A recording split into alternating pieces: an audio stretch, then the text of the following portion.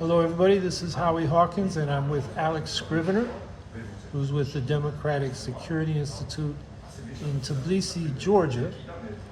And he's a progressive left activist and political analyst. And we just went through this election in Georgia. And Alex, why don't you tell us, how the election was conducted and what problems there have been with the results that came out? Yeah, this is, to give some context first, I guess, this election was absolutely pivotal and seen as very important, maybe the most important election in modern Georgian history. On the one side you had the Georgian Dream Party, which has been in power in one way or the other since 2012, although in previous years it's been in power in a very different guise, and it's sort of transformed itself from being a sort of moderately social democratic, wide-ranging party that was pro-European to one which has become aligned with Viktor Orban and the more, I suppose, populist conservative, to put it mildly, tendency in Europe, and one which it's been, which is, I suppose, more undermining Georgia's European Union membership prospects than supporting it. And the context there is Georgians are overwhelmingly in favour of joining the European Union in all opinion polls, and in fact a referendum that was held in 2008 showed that, depending on when you ask, who you ask, but between 70 and 90%, about 80% I guess, of Georgians wish to join the European Union. Russia is very unpopular here because two regions of the country are occupied by Russian troops, and generally people here are sympathetic to the Ukrainian side in the Russia-Ukraine war, having themselves gone through in 2008 a Russian invasion, albeit one that was much shorter in duration than the current war that's going on in Ukraine. So in this context, we have a situation where the Georgian Dream Party is running for a fourth term in office, and the guy behind Georgian Dream, the billionaire Bizina Ivanishvili, is perhaps the most powerful man in the country. He has a glass palace perched on top of the capital city, from which he basically effectively runs the country, even though he has no official state title. He's the Prime Minister. Alek Kobachidze is seen as being less powerful than he is. And we have this election where his party has been put against an array of smaller opposition parties that have agreed to cooperate to replace his government. So it's seen overwhelmingly as being a referendum on Georgia's European Union integration, and a sort of choice between a policy towards Russia that is more collaborationist, I guess the people who critique it would say, and what Georgian Dream would say is more a recognition of the reality that Russia poses a threat and the West is not going to help Georgia fight them off. So we have a situation where going into this election, Georgian Dream was quite unpopular, it seemed, because in spring they passed a very unpopular law called the Russian, well, it was called the Russian law, but it was called, by its opponents, it was dubbed the Russian law because it was very similar to legislation that was passed 10 years ago in Russia against civil society and NGOs, effectively forcing basically all civil society organisations in Georgia to register as foreign agents of foreign influence in Georgia, sort of undermining them and sort of putting them on the register, effectively equating them as being enemies of the people. Most Georgian NGOs and civil society organisations, public movements, refused to comply with this legislation, but there are huge protests because it's seen as the first step towards a crackdown on free speech, a crackdown on civil society. And back in 2000, back in the spring, maybe a large percentage of the country out on the streets protesting. But the protests stopped because people thought, well, we have the elections in October, and therefore there is the opportunity to replace this government and therefore stop this Russian-style anti-NGO law. Now, obviously, we've had the elections now, and the ruling party claims it has won 54% of the vote, according to official statistics. The exit polls, though, that were taken by two polling organisations. Admittedly, both polling organisations were commissioned by opposition-leading TV channels, suggested that they only won 42% of the vote, or one of them, I think, 40% of the vote. So that would not have been enough to win them the election. So somehow the official results have ended up being 10 to 12% more favourable to the ruling party than exit polls suggest. Now that sometimes happens, polling can be sometimes wrong, but there are evidence from different monitoring organisations that came here to observe the elections that there were irregularities in this election. There were instances of a sort of a general atmosphere of intimidation at polling stations. A lot of polling stations would have, cameras set up, for example. I think the OSCE preliminary assessment said that 24% of polling stations, the secrecy of the voting process was not completely guaranteed, and that led to a situation where the opposition would say was not a free and fair election, and in fact they do claim also that the election was effectively rigged. And the president of Georgia has come out, called a massive protest yesterday, and the main street was full of people yesterday protesting because none of the opposition parties nor the president of the country recognises that these elections were held fairly, and they allege that elections were fixed, and there is evidence to suggest this election fell short of international standards,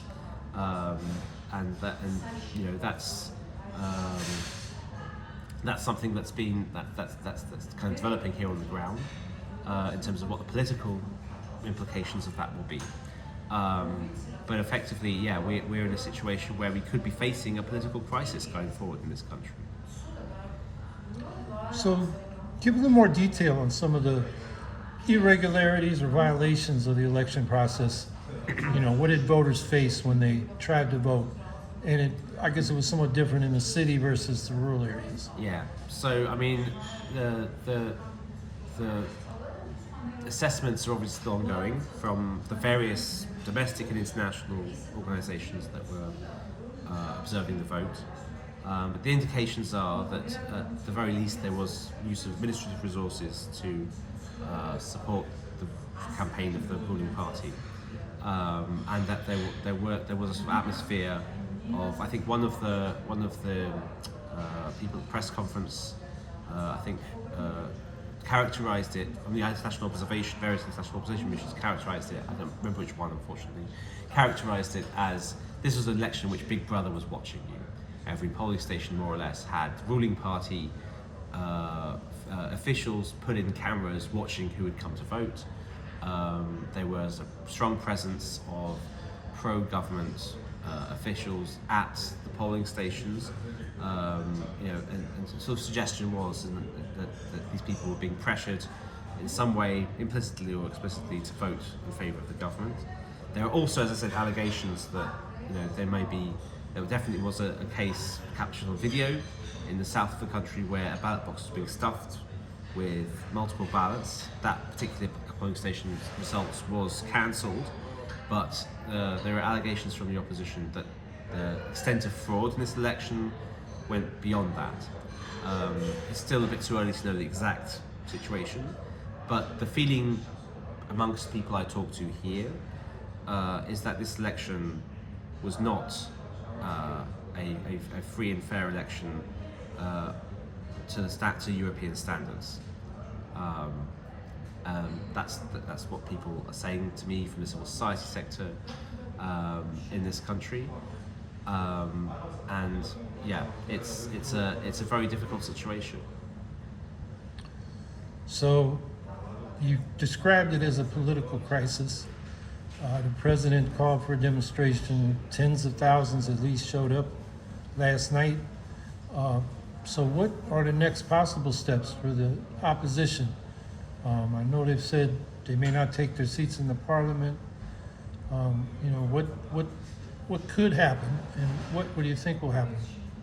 Well, the opposition have said yes, that they won't participate in Parliament. They're going to boycott the institutions, and they've already started protests.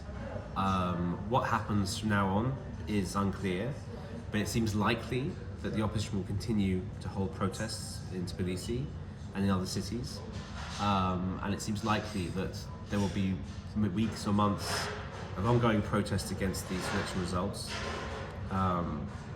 And it's really very difficult to tell how this could go. The government, of course, on their part, say this election was a demonstration of support for them. But it would, if it's true, if they're right, and the government did win this election by the percentage that they say, it means that there are parts of the country where they won by 90 or 95% of the vote, which some people say is a little bit implausible. And it means also that they won a higher proportion of the vote, significantly higher than they did 4 years ago at the previous election, before they had undertaken a range of very unpopular moves, such as the Russian-style foreign agent law.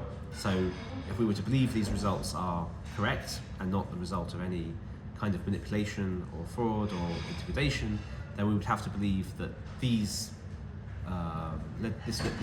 quite unpopular measures, which polling suggests were overwhelmingly opposed by large sections of Georgian society, in fact boosted the ruling party's popularity significantly, which I think in the eyes of some people here stretches credulity. But going forward, it is very difficult to tell what will happen. It's possible on the one hand that protests will continue for a while, and then eventually the government will prevail, and we end up in another 4 years at least of Georgian Dream rule, which a lot of people in the civil society sector and the opposition fear might lead to further authoritarianism. It's been signalled, for example, that the ruling party has said that it will try and ban opposition parties, which obviously is not promising from a democratic point of view. But it's also possible that the protest movement succeeds in forcing the government to make concessions. But it's very difficult to know what will happen next. And of course, the Russians are saying if something happens, it's going to be what they call a color revolution, which, talk about how Georgians feel about that, particularly people in the West who buy that Russian characterization of popular uprisings as somehow stimulated by the West. Yes. As if you guys don't have your own thoughts about things. Exactly. I mean, I think the characterization of popular uprisings and revolutions as being sort of color revolutions and therefore sort of less legitimate or illegitimate is a very successful piece of Russian propaganda that has very successfully penetrated the minds of many people on the progressive side of politics in the West, unfortunately. People who self-style as progressives and maybe even revolutionaries see a popular street movement against an authoritarian government, a revolution actually, and seem to quite often oppose that instead of supporting it. And we don't just see it in this part of the world, we see it in places like Hong Kong, where pro-democracy protesters often didn't get enough support from certain sections of the progressive side of Western politics. But yes, I mean, I'm not saying I don't know, or I'm not saying that what happens here necessarily leads to a kind of Maidan or revolutionary scenario. Nothing can be ruled out. I think there's a whole spectrum of potential outcomes from this crisis. But generally speaking, people in countries like Georgia, including the progressives in this country and the people who fight for human rights, workers' rights in this country, and in other countries in the region such as Ukraine and Moldova, all favour a democratic political system, all favour Western-style political democracy in the sense that we should be able to replace our government at the ballot box in free and fair elections, and we also deserve the right to be free of our Russian imperial masters. Or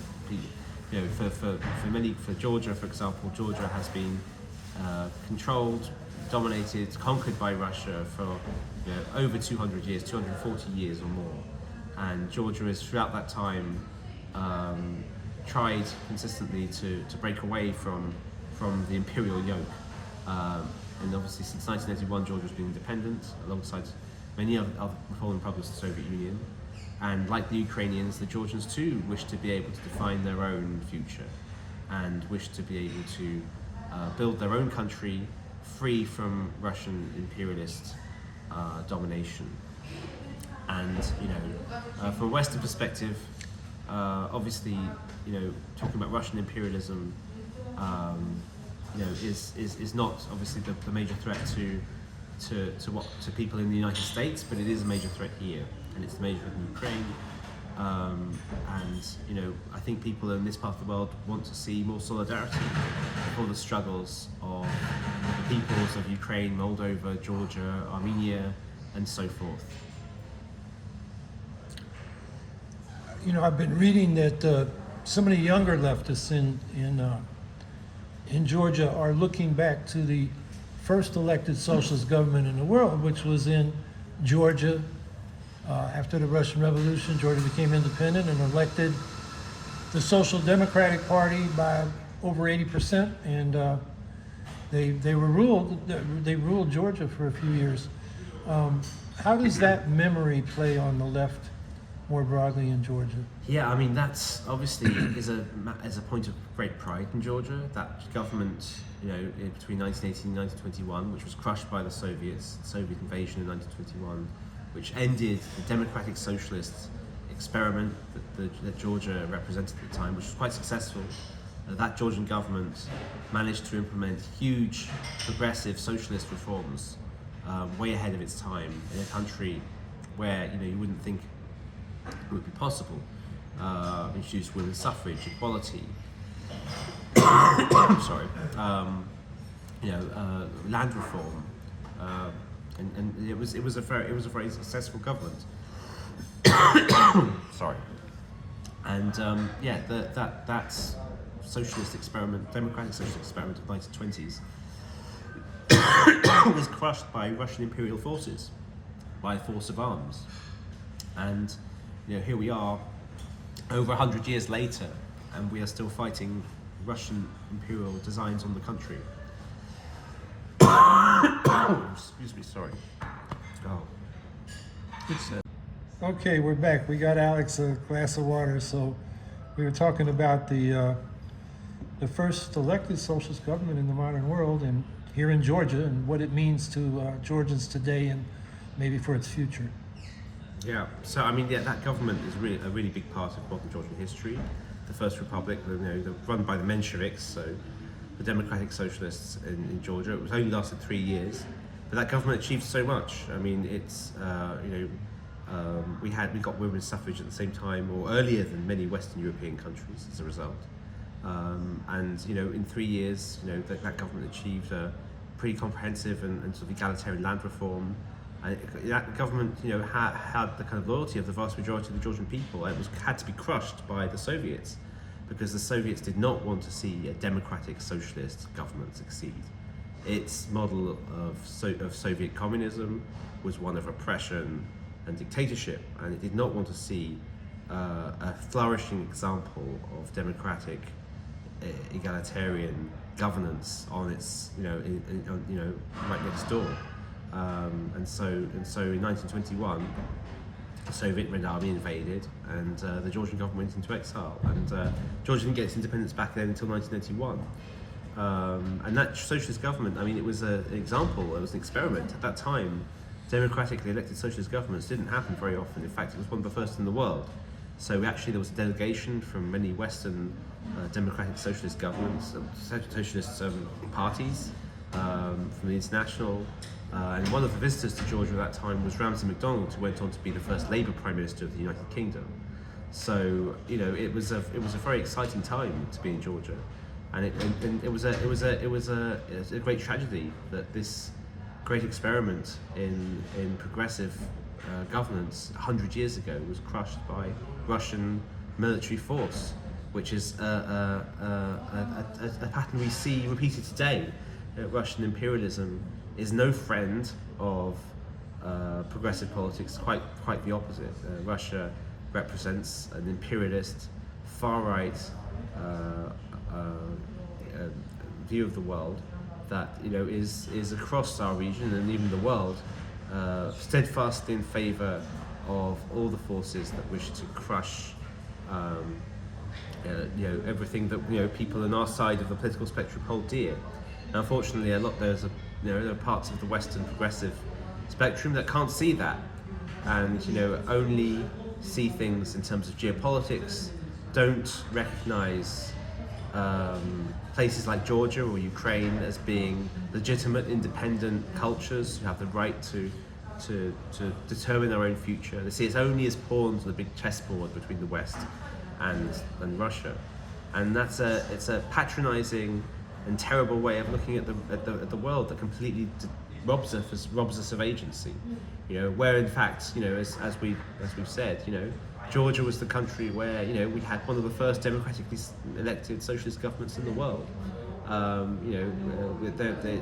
This is a country that deserves to exist, deserves to be free and make its own choices in its own right. So, I started this part of the interview by referencing, young lefties in Georgia who, are looking at that example to inspire their activities. How about the broader Georgian society? How do they feel about that period of independence and its socialist aspect? Yeah.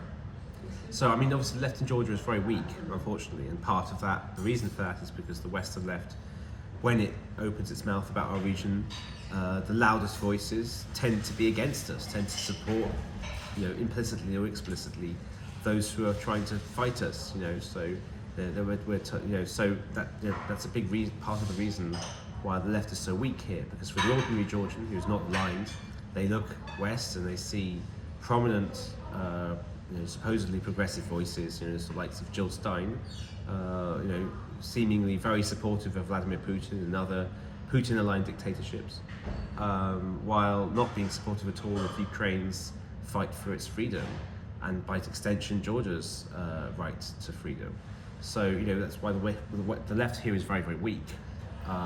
So it makes it harder for the left here to organize around left principles because they see the left as supporting Russian imperialism? Pretty much, yeah. Not all of the left, obviously. You are a great example, Howie, of someone who's not like that. But the loudest voices tend to be at the very best lukewarm about our fight for liberation. And that has an effect here domestically. Yeah. There are leftists here, but they're divided, they're small, and they're not very powerful. Effectively, the left here tends to align with the liberals in the sense that, both of us believe in basic democratic principles, the right to have free and fair elections, the right to organise, and the right to free speech and so forth. So those are the battles that we're having here, in terms of national survival against the Russian threats. So I think on those issues we're kind of aligned with people perhaps rather different. But in terms of your question about how does mainstream Georgian society see the First Republic between 1918 and 1921, I think there's a lot of pride throughout Georgian society, actually, not just on the left but even on the right, about that period of independence. The difference being, I think those on the left would be more aware of how the left character, the socialist character of that government, and how progressive it was, for that time, over 100 years ago. Whereas I think most ordinary Georgians will just see it more in nationalist terms, as we were free from Russia for that period, and that was a time where we experimented with freedom from the empire. But I think, most Georgians, if not all Georgians, would be very proud of that period of independence in the early 20th century. Okay, Alex, I appreciate, giving us your perspective on this. And, the thing that I take away is, to lefties back in the U.S., we need to be in solidarity with the left, particularly in this part of the world, which small countries like Georgia and Ukraine don't want to be pawns of imperialist powers, whether it's U.S. imperialism or Russian imperialism or any other imperialism. Yeah. And in the West, we should be hearing and listening to our counterparts in these countries. And it's very significant. What the Ukraine war in particular, I think, will have a big impact on what kind of future we all have, as well as the future of Georgia. Maybe you could talk a little bit more, and then we'll wrap up, about what are the possibilities for resistance on the part of the the Georgia opposition to this, what the president called falsified results. Yeah. So, what kind of, activities, they can boycott the parliament, but what about the social movement? I mean, this is an important question, but it's one that I'm kind of unable to answer because it's such a difficult question. I mean, I think mostly the atmosphere on the ground is obviously angry, but it's also shell-shocked. I mean, people weren't expecting this to happen quite in the way it has happened.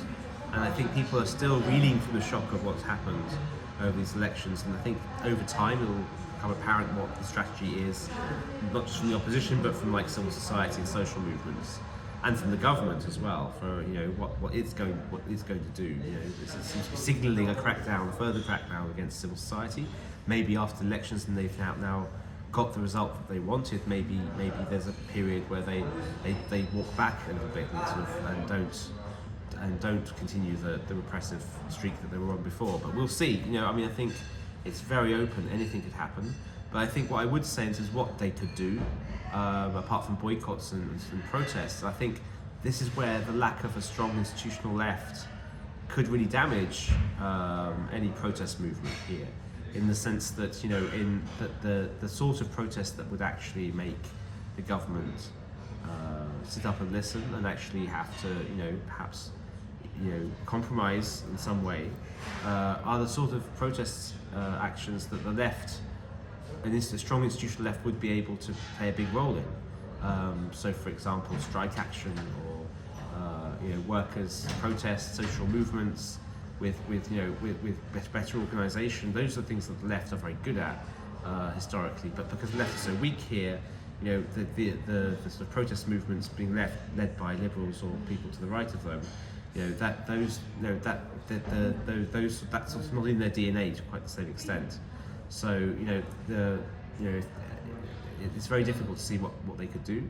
But I think lack of a left, a lack of a sort of strong union movement, for example, is a weakness of civil society in this country, and I think it might be a weakness that contributes to the government be more likely to be able to get its way. But I can't predict what might happen. Anything could happen. Protests could die down. They could ramp up. There could be some level of unrest and tension. But it's far too early to be able to tell, I'm afraid. Okay, well, we will be watching, and we'll also, I'm sure you will be watching too, what happens in our country, the United States, because how do we resist, a second Trump presidency with the repression he has announced he would do? Yeah. Or if he resists when he loses. So the lack of strong labor movement and organized left in the U.S. is a problem we got to deal with too. Yeah, I agree. Actually, part of the calculus, I think, of the government here is that Trump will win, and Trump will, this government sees itself as aligned with sort of Trump-adjacent ideology. Viktor Orban, the Hungarian Prime Minister, who is again another person aligned with that political tendency, immediately came to Tbilisi after the election results came through to congratulate the government here. So this kind of right-wing authoritarian tendency across Europe and the US and the West, and actually beyond the West, is actually quite well linked together. And there's a direct line from Trump's anti-democratic tendencies and anti-democratic leanings, and those of this government here. They are very much cut from very similar cloths, so to speak. Yeah, the leaders are both billionaires, or at least Trump claims to be. So, well, we got our work cut out for us. Thank you, Alex, and we'll have more conversations in the future. Thanks.